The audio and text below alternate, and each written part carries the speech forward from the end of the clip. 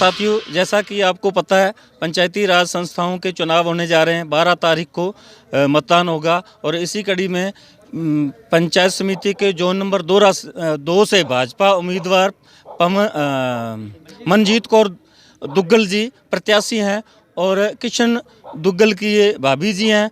और जैसा कि आपको मालूम है, किशन दुग्गल एक शीर्ष नेता है, दिग्गज नेता है इस इलाके के, और उनकी पकड़ इस इलाके में मतदाताओं से पूरी तरह से है। वो और ज़मीनी तौर पर हर मतदाता से जुड़े हुए हैं और उनको पूरा भरोसा है कि उनकी इस बार जीत होगी, क्योंकि कांग्रेस की गलत नीतियों के कारण यहाँ का जो किसान है वो बहुत ही पीड़ित है, दुखी है, परेशान है और हर बार संघर्ष करना पड़ता है। चाहे पानी की समस्या हो, चाहे खाद की समस्या हो, लोग बहुत ही परेशान हैं और इनको पूरा भरोसा है कि लोग जो है भाजपा के पक्ष में मतदान करेंगे। और इसीलिए मनजीत कौर दुग्गल जो किशन दुग्गल जी की भाभी हैं और वो 2 नंबर जोन से भाजपा की प्रत्याशी हैं और उनको पूरा भरोसा है कि इस बार उनकी जीत होगी और भाजपा का ही पंचायत समिति गड़साना में बोर्ड बनेगा। और इसलिए वो अब यहाँ 2 नंबर जोन के मतदाताओं से संपर्क कर रहे हैं और पूरी जोर शोर से चुनाव प्रचार हो रहा है। हम मनजीत कौर दुग्गल से सवाल पूछेंगे कि उनको कितना भरोसा है, कैसे जनता के बीच घूम रही हैं, कैसा जन समर्थन उनको मिल रहा है। पहली बात तो सबको नमस्कार। हम घर घर जा रहे हैं, वोट मांग रहे हैं, सबकी सपोर्ट है, सबका प्यार मिल रहा है। जैसे भी मैं जीतूंगी, गलियां का विकास होएगा, सड़कें बनेंगी, नालियां बनेंगी। अगर मैं जीतती हूँ तो सबका साथ, सबका विकास। यानी आपका कहने का मतलब है आप स्थानीय मुद्दों को लेकर चुनाव लड़ रही हैं। हाँ जी। जी, आपका परिचय। कुलदीप सिंह बुट्टर, भाजपा युवा मोर्चा जिला पदाधिकारी। मेरी एक ही अपील है, मेरा निवेदन है जोन नंबर 2 के मतदाताओं से, वोटरों से, आने वाली 12 तारीख को कमल के फूल वाला बटन दबाकर मनजीत कौर दुग्गल जी को जिताएं ताकि हमारा प्रधान भाजपा का बोर्ड बने गड़साना पंचायत समिति में। जी, आप क्या कहना चाहेंगे? आप चुनाव प्रचार कर रहे हैं बड़े जोर शोर से कई दिनों से। बड़ों को नमस्कार और बड़ों को मेरा प्रणाम और छोटों को नमस्कार। सभी से निवेदन है कि भाजपा के पक्ष में वोट दें, क्यों कांग्रेस की गलत नीतियों के कारण ये इलाका उजड़ा हुआ महसूस हो रहा है। और जो खाद की समस्या, बिजली के बिल जो बढ़ाए हुए हैं और जो तेल के भावों में बहुत ज़्यादा अंतर, 15 रुपये का लगभग फ़र्क है पंजाब और राजस्थान का चल रहा है। और कांग्रेस वाले ये 12 तारीख को महंगाई के विरोध में ये रैली निकाल रहे हैं, इनको शर्म आनी चाहिए। ऐसी नीतियां तो ये बनाए हुए हैं और थानों में सभी जगह इन्होंने पूजा बंद कर दी और थानों के अंदर मंदिर कोई नहीं बना सकता। ये तो इनकी नीतियां हैं। और जो ये चिकित्सा मंत्री था रघु शर्मा, उन्होंने कहा था कि 1 रुपया देना चाहिए मंदिर को, जो राम मंदिर बन रहा है उसको 1 रुपया देना चाहिए, उससे ज़्यादा नहीं देना चाहिए। और ये आज 1800 करोड़ रुपया दे रहे हैं। ये हमारे को कोई दिक्कत नहीं है, देते रहो, पर ये इनकी नीतियां हिंदुओं के खिलाफ है। कांग्रेस को वोट देता है वो सोच समझ के देगा और इनको बुरी तरह हार का मुंह देखना पड़ेगा, क्योंकि इनकी नीतियां ही गलत है, हिंदुओं के खिलाफ है। मंदिर के संबंध में जो 1 रुपए वाली बात है, इससे तो हिंदू जो लोग हैं उनकी धार्मिक भावना को ठेस पहुंची है। बिल्कुल भावना को ठेस पहुंची है। वो जो थानों में अभी पूजा बंद करवा दी है, अशोक गहलोत ने आज 16 दिन पहले सभी थानों में पूजा बंद करवा दी और सभी थानों में कोई भी मंदिर नहीं बना सकता। ये हिंदुओं के खिलाफ है। और जो राम मंदिर बना था उसमें मुसलमानों ने हमारे को 1-1 रुपया, 10-10 रुपया, 20-20 रुपया मुसलमानों ने हमारे को सहयोग दिया। और जो ये कांग्रेस वाले हैं ना, इन्होंने हमारे को दुक्कारा कि आप इसके लिए आप हम नहीं दे सकते।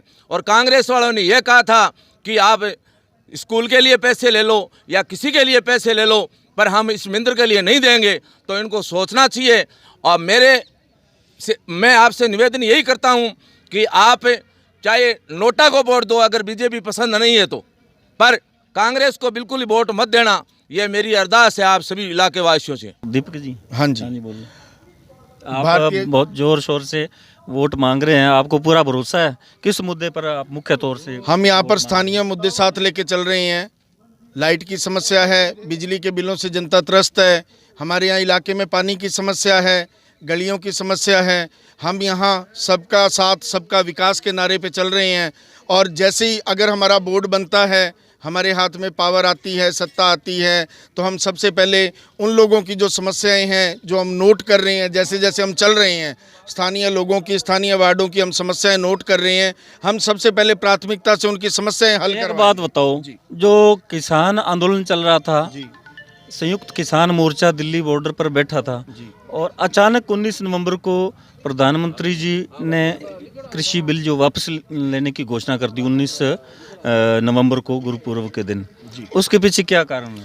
उसके पीछे हमारा राष्ट्रीय नेतृत्व है, जिनका फैसला है जो सर्वोपरि और हमें सर्वमान्य है।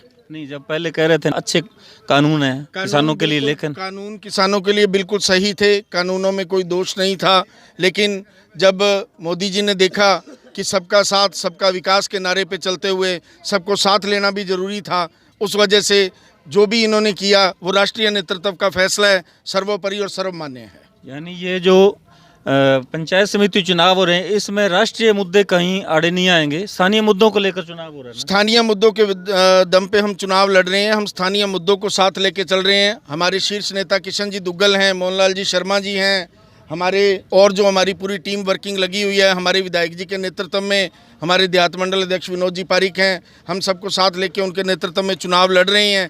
जहां तक जनता का सवाल है, जो ये पंचायत समिति का चुनाव है वो पंचायत के स्थानीय मुद्दों को लेके ही लड़ा जाता है।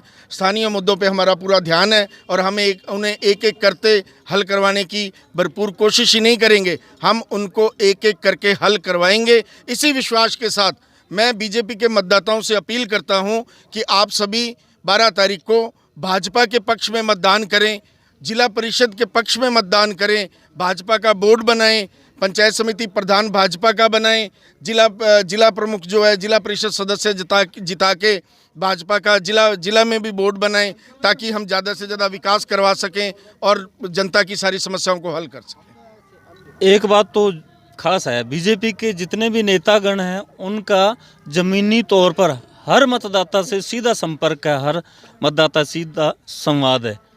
इस पर आप क्या कहें? बीजेपी पार्टी एक ऐसी पार्टी है जो ज़मीन से जुड़ी हुई पार्टी है, जो किसानों की पार्टी है, जो हर आम आदमी की पार्टी है। जहाँ कहीं किसी की सुनवाई नहीं होती वहाँ बीजेपी के वर्कर जो हैं वहाँ पहुँचते हैं, समय समय पे उनकी सुनवाई करते हैं।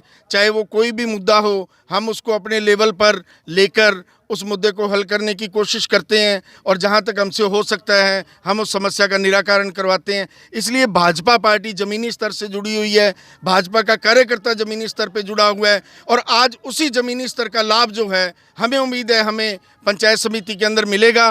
कांग्रेस सरकार की जो जन विरोधी नीतियां हैं, जो जन विरोधी नीतियों में मुख्यमंत्री अशोक गहलोत चल रहे हैं, मैं उन्हें चिताना चाहता हूं। जो बेरोजगारी की समस्या है, अभी रीट के अंदर घोटाला हुआ, इतने लोग सस्पेंड हो गए, लेकिन उसके बावजूद भी सरकार ने ये नहीं माना कि पेपर लीक हुआ है। जब पेपर लीक ही नहीं हुआ तो फिर इतने लोग सस्पेंड कैसे हो गए?